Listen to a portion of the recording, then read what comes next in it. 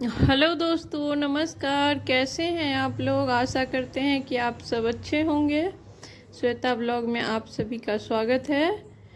और आज है चौरचन। चौरचन का पूजा मैं शेयर कर रही हूँ। और देखिए, सुबह ही हम छत को धो करके और नीप करके रख दिए थे। और यहाँ पे अहिपन दे रहे हैं। हम लोग इसको अहिपन बोलते हैं, जो चावल को भिगो करके पीस करके बनाया जाता है।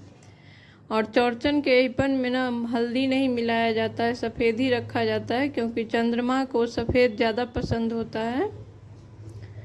चंद्रमा और गणपति का पूजा होता है ये। और देखिए, मैंने बना लिया अहिपन। एक जहाँ नवेज दिया जाता है वो बड़ा वाला, और जितना आपके पास दही का मटकूरी वगैरह रहता है उतना छोटा वाला बन गया। और उससे पहले ही हम ये सारा तैयारी करके रख दिए थे। तब तैयार होके गए थे छत पे अहिपन देने। और देखिए, सारा पकवान मिठाई सारा बन चुका है। अब सारा को उठा करके ले जाएंगे छत पे, और वहीं बैठ करके दौरा भी सजा लेंगे।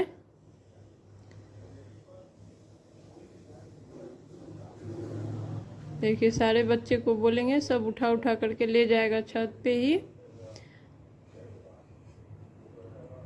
और देखिए, मैं दौरा सजा रही हूँ। दौरा ये नया चंगेरा होता है, और इसमें पहले अहिपन और सिंदूर लगाया जाता है। फिर पान का पत्ता, सुपारी और औंकड़ी रखा जाता है, जो केराव को फुला करके बनता है। 1-2 दिन पहले ही भिंगा दीजिए। और फिर इसमें 5 तरह का फल रख रहे हैं। केला, सेब, खीरा और अनानास है, और अमरूद है, नींबू है, मकई का बाइल है। और फिर जितना पकवान बनाए थे वो भी 5-5 डालेंगे। गुजिया, ठेकुआ और जितना भी चीज़ था सब। और इसी तरीके से डाली सजाया जाता है। और मेरे यहाँ 3 डाली होता है, हम 3 डाली सजाते हैं। और ये है कलश 2 बैठाया जाता है, क्योंकि 2 देवता का पूजा होता है, गणपति और चंद्रमा का। ये देखिए, मैं दूसरा डाली सजा रही हूँ, क्योंकि 3 डाली होता है मेरे यहाँ। जैसे पहले वाला सजाया था बिल्कुल वैसे ही।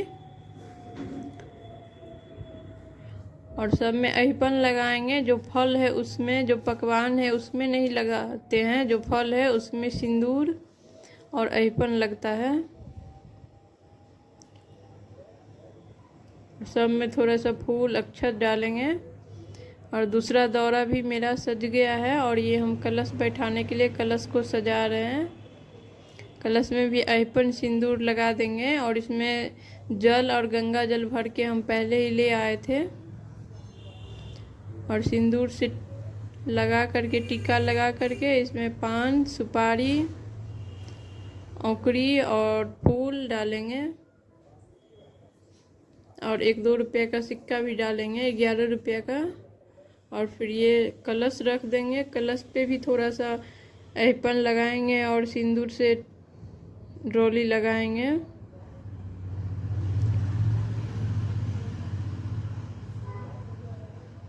और ये दीप कलश स्थापना होगा। दीप कलश होता है इसमें चौरचन में, इस पे दीप रख करके और तब जलाया जाता है। और एक बड़ा वाला है और एक छोटा वाला है। 2 बड़ा वाला भी डाल सकते हैं या 2 छोटा वाला भी डाल सकते हैं। और कलश के नीचे रखते हैं धान। जो अष्टदल कमल हम अहिपन से बनाए थे उसके नीचे धान रखेंगे, और उस पे इसको स्थापना करेंगे। कलश को बैठा देंगे।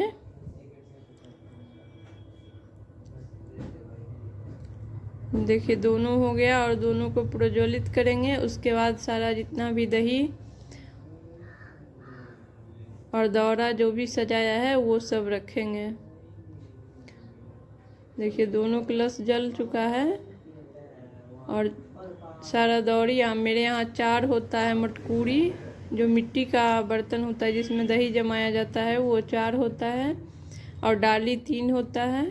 उसके बाद 1-2 और अलग से कोबला पाती वाला है, जो आप प्लेट में देख रहे हैं वो सब, तो वो अलग से दिया जाता है।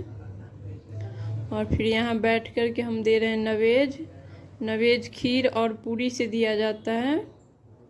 जो दाल भर के पूड़ी बनता है उससे, और जो सादा पूड़ी बनता है वो डाली में जाता है। तो यहाँ हम बैठ गए हैं, पत्ता रख दिए हैं केला का, और एक दीपक जला लेंगे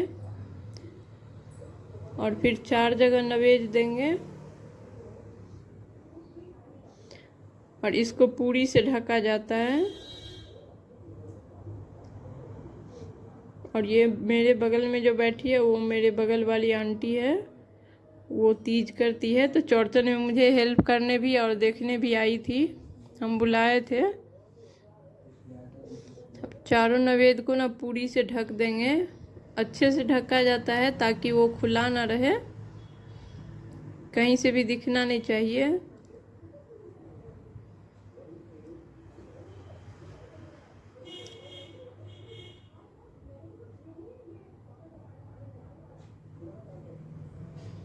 ये पूरा ढक चुका है। अब सिंदूर टिक देंगे और फूल चढ़ा देंगे, पान सुपारी,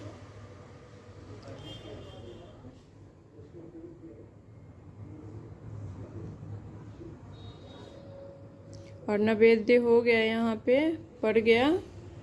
इसको यहाँ पे ना सब मौरर भी बोलते हैं और नैवेद्य भी आप बोल सकते हैं,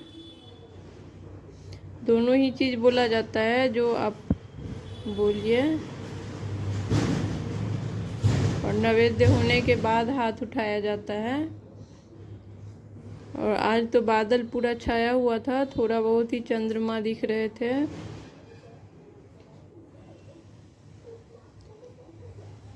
और ये हम रूम में अपने कुल देवता के नाम से नैवेद्य दे रहे हैं। हाथ उठाने से पहले दिया जाता है, लेकिन वहाँ पहले लगा लेने के बाद दिया जाता है। और यहाँ पे नहीं है, मतलब मैं बाहर रहती हूँ, तो मैं यहाँ पे ही चौरचन कर रही हूँ, और वो गांव में है कुल देवता का घर में। तो मैं घर के एक कोने में जहाँ साफ़ सुथरा जगह हो वहाँ सभी बोले कि दे देने, और यहाँ पे मैं हाथ उठा रही हूँ। सबसे पहले दही का हाथ उठता है, और जहाँ हम लोग पूजा किए थे ना, वहाँ से उसके आगे ना एक दूसरे आदमी का घर आ रहा था, उसके वजह से वो चंद्रमा दिख नहीं रहा था, तो हम लोग थोड़ा साइड में आकर के हाथ उठा रहे थे।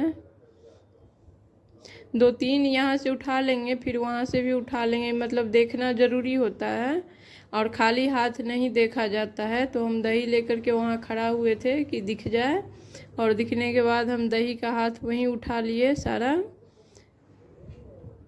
और यहाँ आकर के जो डाली था उसका हाथ उठाए। एक वहाँ से दिखता तो वहाँ से ही उठा लेते, वो दिख नहीं रहे थे इसीलिए।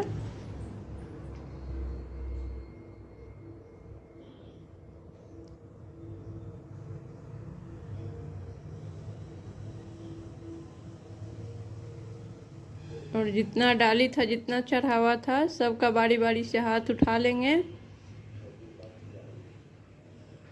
उसके बाद थोड़ा सा यहाँ पे हवन होता है, वो हवन कर लेंगे, आरती कर लेंगे चंद्रमा का।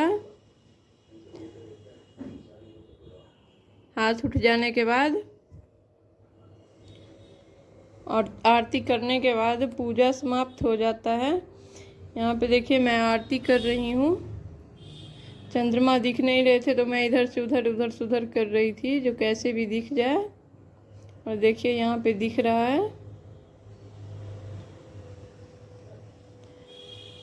और उसके बाद जो नैवेद्य दिए हैं उसको उठाते नहीं हैं, यहीं पे बच्चे बैठ करके खाएंगे, उसको उठा करके रखा नहीं जाता है। और हो गई थी मेरी छत का सारा पूजा, और सारा सामान हम अंदर ले आए। यहाँ बन रहा है बच्चों के लिए पकौड़ा।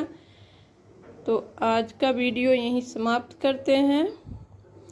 वीडियो अच्छा लगा हो तो प्लीज़ सब्सक्राइब कर देना, लाइक कर देना, शेयर करना। फिर मिलेंगे किसी नए ब्लॉग के साथ।